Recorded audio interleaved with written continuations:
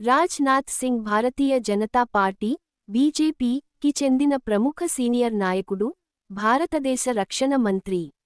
ఆయన ఫిజిక్స్ ప్రొఫెసర్గా జీవితాన్ని ప్రారంభించి, ఉత్తరప్రదేశ్ ముఖ్యమంత్రిగా, కేంద్ర హోం మంత్రిగా మరియు రక్షణ మంత్రిగా ఎదిగారు. వ్యక్తిగత వివరాలు మరియు విద్యాభ్యాసం.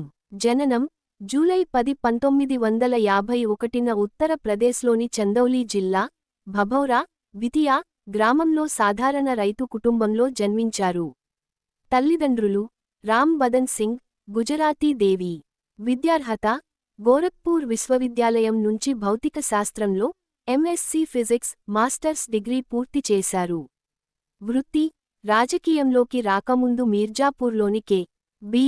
పోస్ట్ గ్రాడ్యుయేట్ కాలేజీలో ఫిజిక్స్ లెక్చరర్గా పనిచేశారు.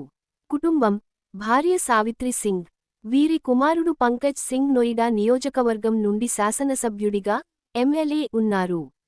రాజకీయ ప్రస్థానం ఆర్ఎస్ఎస్ మరియు ప్రారంభ రాజకీయాలు 1964 నుండి 1977. 13 ఏళ్ల వయసులో రాష్ట్రీయ స్వయంసేవక్ సంఘ్ ఆర్ఎస్ఎస్ లో చేరారు. 1977లో మీర్జాపూర్ స్థానం నుంచి తొలిసారిగా ఎమ్మెల్యేగా గెలిచారు. యూపీ విద్యాశాఖ మంత్రి 1991. ఉత్తరప్రదేశ్ విద్యాశాఖ మంత్రిగా పనిచేశారు.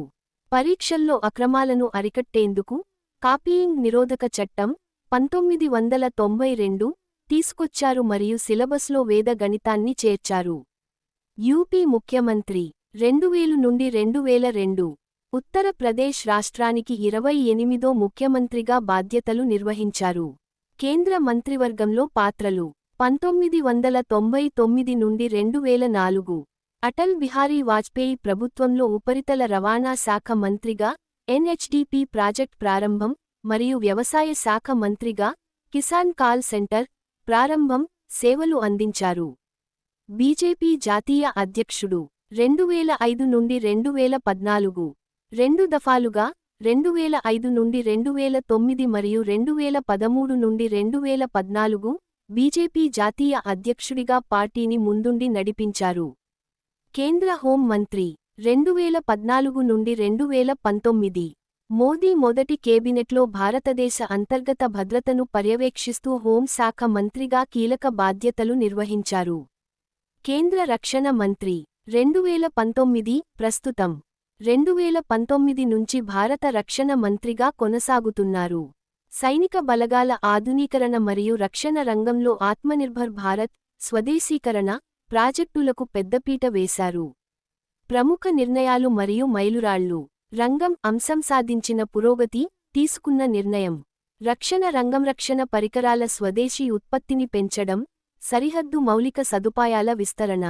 సామాజిక సంక్షేమనమవీరుల కుటుంబాలకు ఆర్థిక నిధులు సమకూర్చడానికి నటుడు అక్షయ్ కుమార్తో కలిసి భారత్ కే వీర్ పోర్టల్ను ప్రారంభించారు.